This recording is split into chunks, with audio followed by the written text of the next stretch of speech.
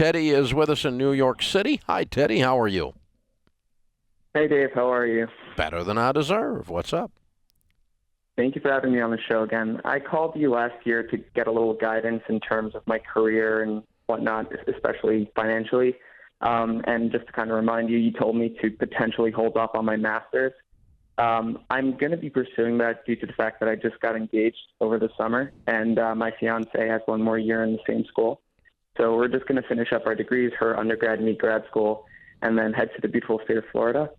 But my goal long term is to have a good career and, more importantly, to have financial stability, ideally in the aspect of real estate, passive income and whatnot.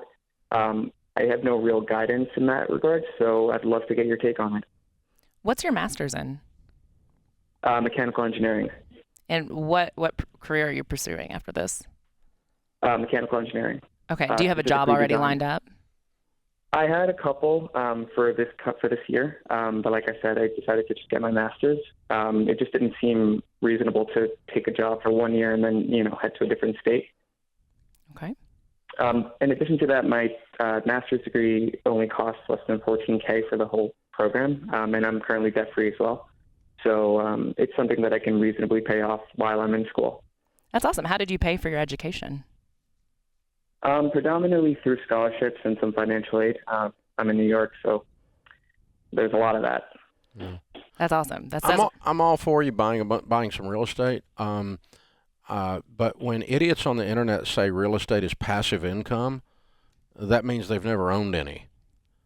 Because there's nothing passive about dealing with renters and heat and air that goes out and roofs that leak and a coach department shows up and wants to shut you down because somebody across the street cut a sewer line. There's nothing passive about managing real estate. Nothing whatsoever. You want passive, buy a mutual fund. They'll just put the check in your mailbox and you don't have to think anything about it. But real estate ain't passive.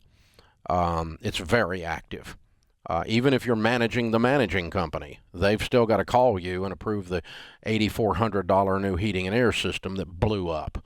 Or the other day I had a $26,000 one go out on one of our commercial buildings. Didn't feel passive to me at all. So anyway, I love real estate. But please enjoy the idea that this is going to be some hassle factor that other investments don't have. It does give you a better rate of return that other investments don't have. But when I hear someone say passive income and real estate in the same sentence, it means they've been on get-rich-quick websites. Because they make it sound like, oh, well, the renters will just pay for it. Nope, you're going to pay for it. Maybe the renters pay you. That's how it works in the real world. So, go buy you some real estate after you get your life started and pay cash for it after you get your home paid off and after you get your 401ks and other stuff started. But this idea that you're going to build a portfolio of heavily debt-ridden real estate and the renters are all going to make you rich is so freaking laughable that it makes my head spin. And it's all by people who have never done it before. Well, and you're in such a good spot right now. You went through college debt-free. You're walking straight into baby steps 4, 5, and 6. I think that's really where your focus needs to be right now.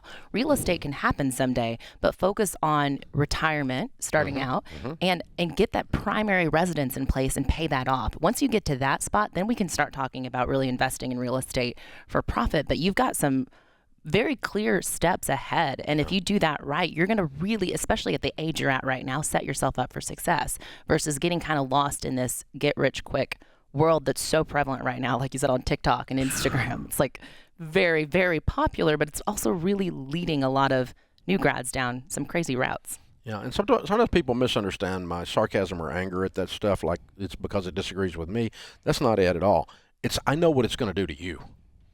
When they mislead you, and you people listening go along with some of this stupid butt stuff that is out there, you're gonna end up like I did in my 20s, broke. I followed the same siren song, the exact same one, only it was just the 1980s version. Okay, and Dave, you just didn't understand. Listen, honey, believe me, if there's one thing I know how to do, it's numbers. Okay, so I completely understood, and I did it with great gusto. Starting from nothing in 3 years, I had over $1 million net worth, 125 properties. Okay, so starting from nothing in 3 years, So I didn't half but do it. I did it all out. I mean, you I got a straight in. PhD and DUMB, and I knocked it out in a short period of time. So, and here's the thing I discovered, Christine, I've not directed at him. By the way, for you, sir, you are an engineer, which is the number one of all careers, most likely to be a millionaire when we studied millionaires. Number one was engineer. Number two was accountant. Number three was teacher. Okay, so you got a lot of good stuff on your side. Just don't fall into get rich quick. So in our day, they didn't call it passive income. They called it nothing down. And there was a guy that wrote the book was called Nothing Down. It was a best-selling book. And a whole bunch of people, including me, followed a lot of his strategies on buying a house with no money, because that's precisely how much money I had, none. So that's all I could use. So I used other people's money, OPM. Talked the bank into 100% financing, 90-day notes. I bought a property, made money on it, bought another property, made money on it. Every time I made money on it, the banker gave me more money. It was a nice formula, and until it wasn't nice anymore. And, a few years later, the guy that wrote the book went into bankruptcy.